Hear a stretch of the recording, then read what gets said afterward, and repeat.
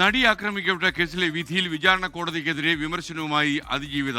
വിധി അത്ഭുതപ്പെടുന്നില്ലെന്നും കേസിലെ അടിസ്ഥാന ആവശ്യങ്ങൾ പോലും സംരക്ഷിക്കപ്പെട്ടില്ലെന്നും അതിജീവിത ഇന്ന് പറഞ്ഞു. വിധി വന്ന ശേഷം ആദ്യമായിട്ടാണ് അതിജീവിതയുടെ പ്രതികരണം. അതേസമയം ആസൂത്രണം ചെയ്തവർ കൂടി ശിക്ഷിക്കപ്പെട്ടാലേ നീതി പൂർണ്ണമാകൂവെന്ന് നടി മഞ്ജു വാര്യർ സമൂഹ മാധ്യമത്തിൽ കുറിച്ചു.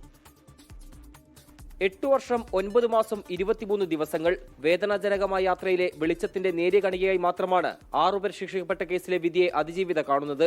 കെട്ടിച്ചമച്ച കേസെന്ന് പരിഹസിച്ചവർക്ക് മുന്നിൽ കേസിന്റെ വിധി സമർപ്പിക്കുകയാണ് അതിജീവിത.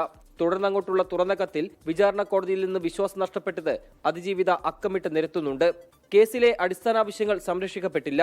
കോടതി അന്തരീക്ഷം ശത്രുതാപരമായിരുന്നുവെന്നും കേസിൽ 2 പ്രോസിക്യൂട്ടർമാർ രാജിവെച്ചതോടെ നീതി പ്രതീക്ഷിക്കേണ്ടതില്ല എന്ന് ബോധ്യപ്പെട്ടതായി അതിജീവിത പറയുന്നു.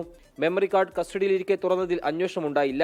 ജഡ്ജിയെ മാറ്റാൻ താൻ നിയമപരമായി പോരാടുമ്പോൾ പ്രതിഭാഗം അതേ ജഡ്ജിയെ വേണമെന്നാവശ്യപ്പെട്ടത് സംശയങ്ങൾ ബലപ്പെടുത്തി. ആശങ്കകൾ പങ്കുവച്ച് രാഷ്ട്രപതിക്കും പ്രധാനമന്ത്രിക്കും സുപ്രീംകോടതി ചീഫ് ജസ്റ്റിസിനും കത്തുകൾ അയക്കേണ്ടി വന്നു.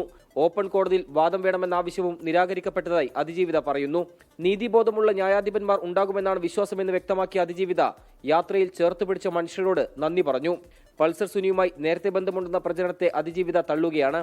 ഒപ്പം പണം കൈപ്പറ്റിയവർ നുണപ്രചരണങ്ങളും അധിക്ഷേപ പരാമർശങ്ങളും നടത്തുന്നത് തുടർന്നുള്ളൂവെന്ന് അതിജീവിത സമൂഹമാധ്യമങ്ങളുടെ പങ്കുവച്ച ആദ്യ പ്രതികരണത്തിൽ വൈകാരികമായി തുറന്നടിച്ചു.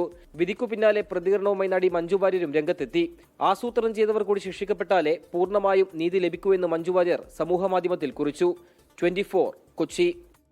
ലോകത്തെവിടെയായാലും ഏത് സമയത്തും 24 വാർത്തകളും ഓഗ്മെന്റഡ് റിയാലിറ്റി പാക്കേജുകളും എക്സ്പ്ലെയിനറുകളും വിശദമായി കാണാൻ ഞങ്ങളുടെ യൂട്യൂബ് ചാനൽ നിങ്ങൾക്ക് സബ്സ്ക്രൈബ് ചെയ്യാം.